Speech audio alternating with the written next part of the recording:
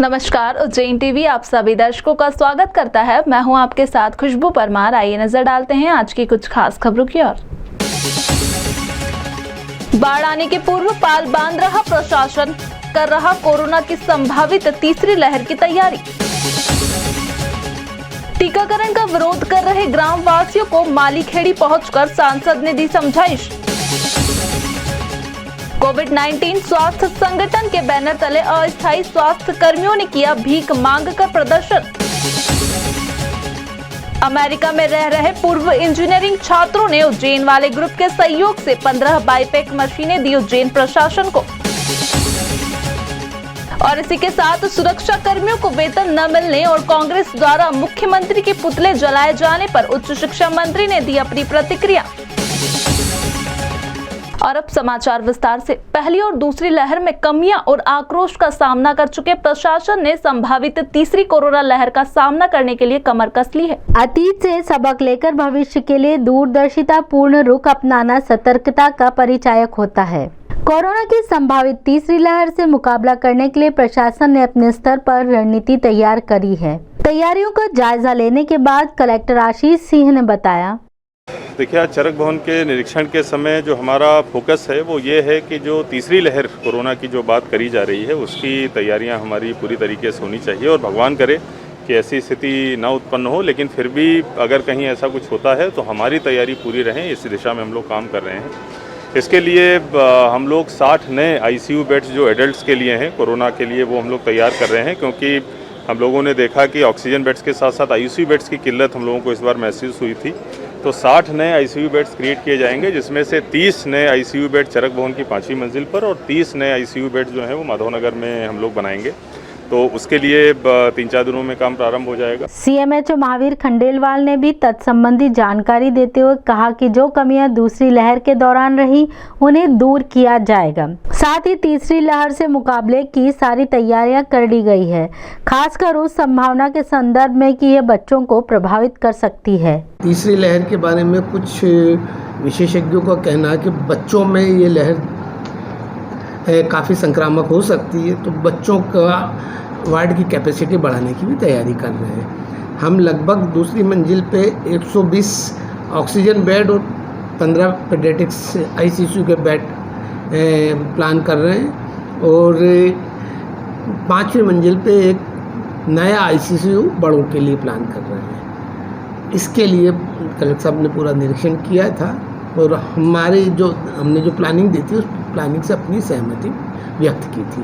PICU ward भी इसमें क्या तैयारी है?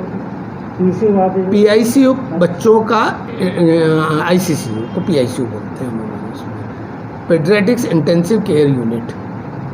सर, जैसे बच्चों को भी क्या मास्क वगैरह क्या कोई विशेष करके कोई ऐसी सुविधा? बच्चों को भी मास्क पहनाना चाहिए। जो सावधानी बड़ों को रखनी है वो बच्चों को रखना बहुत ज़रूरी है, क्योंकि जो वायरस है वो बच्चों और बड़ों में अंतर नहीं करता।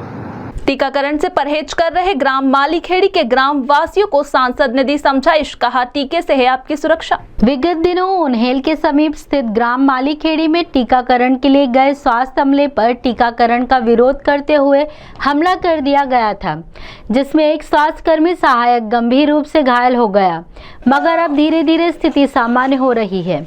अपना संसदीय क्षेत्र होने के नाते उज्जैन सांसद अनिल फिरोजिया ने मालीखेड़ी पहुंचकर ग्रामवासियों को टीका लगवाने हेतु समझाइश दी और अपने समक्ष टीके भी लगवाए। विश्व के वैज्ञानिकों ने और विश्व के बड़े बड़े डॉक्टरों ने ये बोला है कि अगर आपने 2 टीके लगा लिए तो आपको कोरोना ज़्यादा संक्रमित नहीं करेगा, आप सुरक्षित रहेंगे।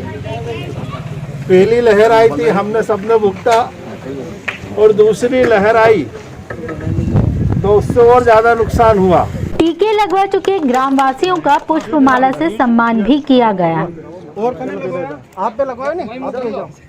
अस्थायी स्वास्थ्य कर्मियों ने संविदा नियुक्ति की अपनी मांग को लेकर प्रदर्शन का अनोखा तरीका अपनाया, किट पहनकर भीख मांगी। संविदा नियुक्ति को लेकर अस्थायी स्वास्थ्य कर्मियों ने कोविड-19 स्वास्थ्य संगठन के बैनर तले प्रदर्शन का अजीबोगरीब तरीका अपनाया।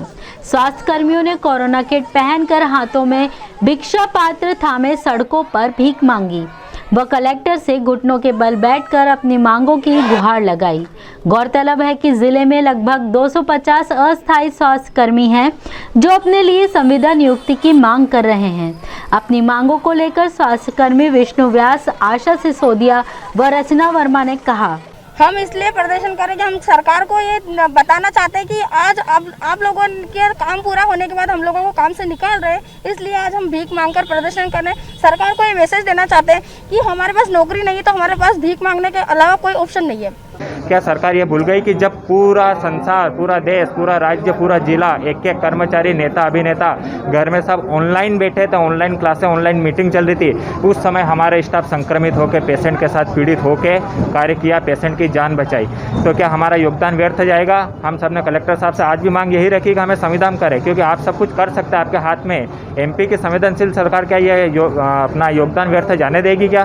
कलेक्टर से बस हमने एक ही मांग रखी है, तो उनको संविदा में करा जाए या परमानेंट करा जाए, इसके अलावा कुछ नहीं। जबकि कलेक्टर आशीष सिंह ने 2 टूक शब्दों में कहा कि यह प्रदर्शन का वक्त नहीं है। देखिए, इनकी मांग जो अस्थायी कर्मचारी हैं, इनका ये कहना है कि इनको संविदा में लिया जाए, स्थायी लिया जाए, राज्य शासन के द्वारा निर्णय लिया जाना है। लेकिन फिर भी मैं कहूँगा कि अभी ये समय जो है किसी तरीके के धरना प्रदर्शन या संघर्ष का नहीं है। अभी हम लोग भले ही पॉजिटिविटी हमारी कम हुई है, केसेस कम हुए हैं, लेकिन अभी भी खतरा बहुत बना हुआ है, खतरा अभी टला नहीं है। अभी सबको एक टीम के रूप में एक दिशा में प्रयास करने की आवश्यकता है। एक बार जब हम लोग अपने केसेस जो है 0 कर देते हैं, तब फिर इन सब मुद्दों पे बैठकर बात करी जा सकती है। उज्जैन वाले ग्रुप और अमेरिका में निवासरत पूर्व इंजीनियरिंग छात्रों ने उज्जैन प्रशासन को भेंट की 15 बाईपैक मशीनें। कोरोना काल में आधुनिकतम एवं उत्तम स्वास्थ्य सेवाएं उपलब्ध हो सके, इस हेतु समाज सेवी ग्रुप उज्जैन वाले तथा अमेरिका में निवास कर रहे इंजीनियरिंग कॉलेज के पूर्व छात्रों ने 15 बाईपैक मशीनें आज जिलाधीश को प्रदान की। जिलाधीश ने इस हेतु प्रदाताओं का आभार व्यक्त करते हुए कहा, देखिए, एक उज्जैन वाले ग्रुप एक सोशल ग्रुप है, बहुत अच्छा ये लोग एक्टिव यहाँ पर रहते हैं। और इसके अलावा जो इंजीनियरिंग कॉलेज का यूएस चैप्टर है, इन दोनों लोगों ने मिलकर 15 बाईपैक्स जो है हमको आज यहाँ पर दिए हैं स्वास्थ्य सुविधाओं के लिए। मैं इसके लिए इनका बहुत बहुत धन्यवाद ज्ञापित करता हूँ। उज्जैन वाला ग्रुप के पदाधिकारी नीरज थोराट ने इस विषयक जानकारी देते हुए बताया, ये जो चरक अस्पताल में आज हम लोगों ने 15 बाईपैक मशीन्स दी हैं, ये मशीन्स जो हैं उज्जैन इंजीनियरिंग कॉलेज के जो पूर्व छात्र हैं, जो कि विगत कई वर्षों से अमेरिका में निवासरत हैं, उन सबका सहयोग और उज्जैन वाले ग्रुप के कोऑर्डिनेशन से ये हुआ है। ये 15 मशीन्स हैं और इनको बाईपैक मशीन कहा जाता है। और ये अभी लेटेस्ट टेक्नोलॉजी की फिलिप्स कंपनी की मशीन्स हैं और ये अभी परसों ही हमारे पास यहाँ पर अमेरिका से पहुंची हैं। महाकाल मंदिर के सुरक्षा कर्मियों को वेतन न मिलने और कांग्रेस द्वारा मुख्यमंत्री के खिलाफ किए गए प्रदर्शनों पर उच्च शिक्षा मंत्री ने दी अपनी प्रतिक्रिया। उच्च शिक्षा मंत्री डॉक्टर मोहन यादव ने मीडिया से चर्चा करते हुए कहा कि सुरक्षा कर्मियों का वेतन भुगतान नहीं होना नितांत अनुचित है। उन्हें वेतन मिले, हम इस हेतु प्रयास करेंगे। शासन कराएगा, बिल्कुल करेंगे, ये गलत बात है। उनको सैलरी देना चाहिए, अगर वो नहीं कराएंगे तो एफआईआर दर्ज कराएंगे उन पर। ये ऐसे कठिन काल में तो बेसिक ज़रूरत है हमारे लिए। हमारे बीच में से अगर ऐसा कोई कर रहा है तो बहुत गंदी बात है और प्रशासन ने कड़ी कार्रवाई की है। मैं प्रशासन को भी इस तरह से धन्यवाद भी देता हूँ कि हाँ, ऐसा कोई गलत काम करता है और महाकाल मंदिर में करता है तो बहुत बुरी बात है। नगर में हो रहे कांग्रेस द्वारा विरोध प्रदर्शन को लेकर मंत्री यादव ने कहा कि लोकतंत्र में विपक्ष का महत्व होता है, मगर कांग्रेस जो कुछ कर रही है वह गलत है। हम उसके खिलाफ वैधानिक कार्रवाई करेंगे। देखिए, सरकार के इन व्यवस्थाओं में, लोकतंत्र में यद्यपि हमने ये अधिकार दिया है कि विरोधी दल अपना काम करे, लेकिन पुतले जलाना और जिस ढंग से हल्की स्थिति बन रही, ये बहुत दुर्भाग्यपूर्ण है। प्रशासन इनसे तरीके से निपटेगा। कोरोना काल में काल कवलित हुए दिवंगतों की आत्म शांति हेतु किया जा रहा है गीता पाठ। अनेक धार्मिक संस्थाएं कर रही है सहभागिता। नगर के ज्योतिषाचार्य पंडित आनंद शंकर व्यास ने बताया कि कोरोना काल में बड़ी संख्या में लोग अकाल मृत्यु को प्राप्त हुए। ऐसे मृतकों की आत्माओं के मोक्ष हेतु नगर में गीता पाठ का आयोजन कई धार्मिक संगठन एवं संस्थाएं करवा रही हैं। गीता पाठ अकाल मृत्यु को प्राप्त हुए मृतकों को मोक्ष की प्राप्ति करवाता है। देखिए, आज विश्वव्यापी कोरोना संक्रमण चल रहा है, उसमें हमारे देश में भी लाखों लोगों ने अपना जीवन खो दिया, असामयिक अकाल मृत्यु को प्राप्त हुए। हम उनको जीवित तो कर नहीं सकते, लेकिन उनकी मोक्ष की कामना के लिए ज़रूर प्रार्थना कर सकते हैं, सद्गति को प्राप्त हो और अन्य लोग भी इस संक्रमण से सुरक्षित रहे, इस कामना से ये गीता का पाठ आज किया जा रहा है। गीता हमारा मोक्ष का ग्रंथ है और गीता का ज्ञान ही भगवान श्री कृष्ण को उज्जैन से यहाँ की ऊर्जा प्राप्त करके हुआ था।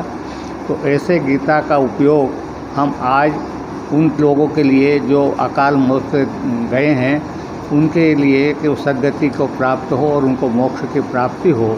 तो आज अनेक जगह ये गीता का पाठ किया जाएगा और ये सावधानी रख करके कि ज़्यादा लोगों को एकत्रित नहीं किया, नहीं तो हमारे यहाँ काफ़ी लोग आ भी जाते, लेकिन दूरी से बैठा करके उसको ध्यान रखते हुए आज किया जा रहा है। तो रामानुज कोर्ट में भी वहाँ स्वामी जी के मार्गदर्शन में होगा, चारधाम मंदिर में भी स्वामी जी के मार्गदर्शन पर होगा, मौन आश्रम में भी वहाँ भी आज उनके विद्यार्थी लोग सब करेंगे, अपने इस्कॉन मंदिर में भी होगा, अवधेश गुरु जी महाराज भी उनके यहाँ पर करेंगे। इसके अलावा संन्यास आश्रम बड़नगर रोड पर वो भी करेंगे। शिवपुरी में भी गुजरकोट समाज की ओर से भी किया जाएगा, घाट पे भी पंडा समिति की ओर से किया जाएगा। क्षिप्रा महासभा में भी आरती के पहले वहाँ गीता के पाठ किए जाएंगे। ऐसे अनेक लोगों को जहाँ जहाँ हमने प्रेरित किया है वो सब आज इसी समय 4 बजे से गीता का पाठ अपने अपने क्षेत्र में कर रहे हैं और हम चाहते हैं कि ये रोग जल्दी से जल्दी दूर हो और जो गए हैं उनको मोक्ष की प्राप्ति। मजलिस इत्तेहादी की ओर से मोहल्ला क्लिनिक द्वारा किया जा रहा है मरीजों का मुफ्त इलाज और की जा रही है तीमारदारी। मौजूदा कोरोना काल में जब इलाज के नाम पर लूट मची हुई है, तब एक सेवाभावी संस्था मजलिस इत्तेहादी उन्माद मोहल्ला क्लिनिक कोरोना समेत दिगर बीमारियों के मरीजों का इलाज फ्री में कर रही है। इस बाबत जानकारी देते हुए मजलिस के मेंबर हाफिज मोहम्मद अयूब ने बताया, असल में ये मोहल्ला क्लिनिक के नाम से पिछले साल जब कोविड हमारे यहाँ शहर में फैला था, 14 मई को हमने इसको स्टार्ट किया था। ज़िला प्रशासन की तरफ से कलेक्टर साहब ने हमें इसके कोविड अंडर 19 फ्लू की परमिशन दी थी। तब से लेके आज तक 1 साल से ऊपर हो गया है ये क्लिनिक अपना काम कर रहा है। चूँकि उस वक्त हालात बहुत ज़्यादा ख़राब थे और गवर्नमेंट के हॉस्पिटल के अलावा दूसरे कोई हॉस्पिटल खुले नहीं थे, लिहाजा बहुत सारे लोग डर और खौफ की वजह से अपना इलाज नहीं करा पा रहे थे। हमने परमिशन मांगी कलेक्टर साहब से, उन्होंने हमें परमिशन दी और हमने इस हॉस्पिटल को हमने शुरू किया। अभी तक 1 साल के अंदर 42,000 से ज़्यादा लोगों का, बीमारों का इलाज इस हॉस्पिटल के अंदर फ्री हो चुका है। यहाँ पर सिर्फ 10 रुपये की पर्ची कटती है, बाकी सारी दवाइयाँ, बोतल और डॉक्टर और बाकी स्टाफ सब फ्री है यहाँ पर, उसका कोई दूसरा चार्ज नहीं लिया जाता है। इसी मोहल्ला क्लिनिक में मरीजों का इलाज करने वाले डॉक्टर शहनवाज ने इलाज, जांचों और दवाइयों के बारे में जानकारी देते हुए बताया, यहाँ पर हम सब तरह के मरीज देख रहे हैं, पर स्पेशली हमने संक्रमित मरीजों के लिए एक अलग सेंटर करा है, कोविड सेंटर, उसको हमने अलग करा है। और कोविड के अलावा जितने मरीज़ हैं हम यहाँ देख रहे हैं। मोहल्ला क्लिनिक 1 साल से ज़्यादा यहाँ पर सर्विस दे रहा है, फ्री में लोगों को दवाइयाँ भी हम यहाँ पर प्रोवाइड करवाते हैं। मुझे भी यहाँ पर काफ़ी समय हो गया, 2-3 महीने से मैं भी यहाँ सर्विस दे रहा हूँ और मेरे अलावा बहुत सारे डॉक्टर जो यहाँ पर आते हैं और फ्री में सर्विस दे रहे हैं मोहल्ला क्लिनिक पे। ग्राम चंदेसरा के एक युवक ने मंदिर न जाने देने और मारपीट का आरोप लगाते हुए अजाक थाने में रिपोर्ट दर्ज कराई। शहर के समीप देवास रोड स्थित ग्राम चंदेसरा के युवक रमेश परमार ने अपने साथियों के साथ उज्जैन अजाक थाने में शिकायत दर्ज कराते हुए ग्राम के 15-20 युवकों पर आरोप लगाया कि रात के समय मंदिर जाने के दौरान उसे मंदिर जाने से रोका गया और मारपीट भी की गई। ये दिगर बात है कि घटना की सत्यता का पता पुलिस जांच के बाद ही सामने आएगा। फिलहाल अपना पक्ष रखते हुए युवक रमेश परमार ने बताया, सर मैं गांव में राम मंदिर में जा रहा था, तो रात को आशीष शर्मा, अंकित शर्मा और राकेश विश्वकर्मा, पुष्पेन रावल और मोहन पटेल, इन लोगों ने मुझे मंदिर में जाने से मना करा, जाति सूचक शब्द कहे, गालियाँ दी और मेरे साथ सुबह एकमत्र होकर सारे स्वर्णों ने मारपीट करी।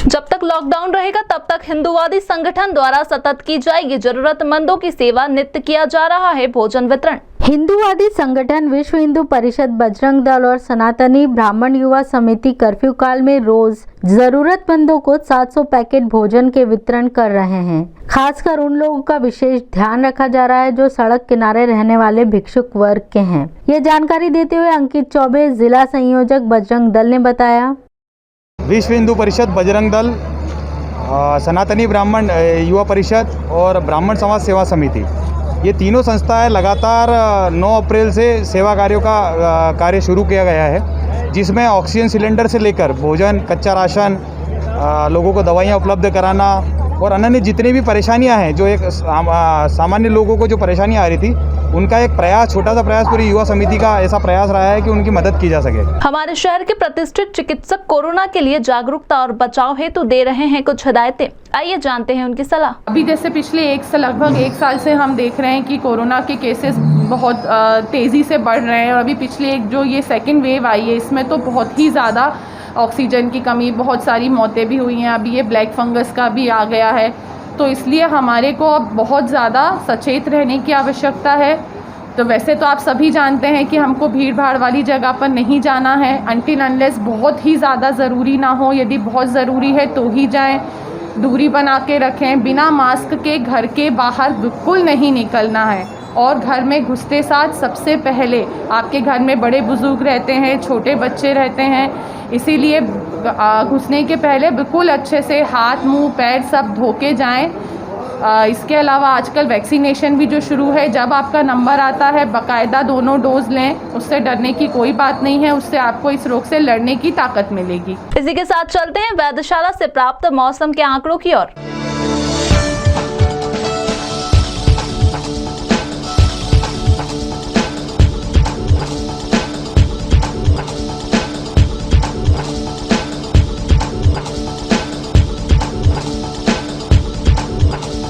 अंत में प्रमुख समाचार एक बार फिर।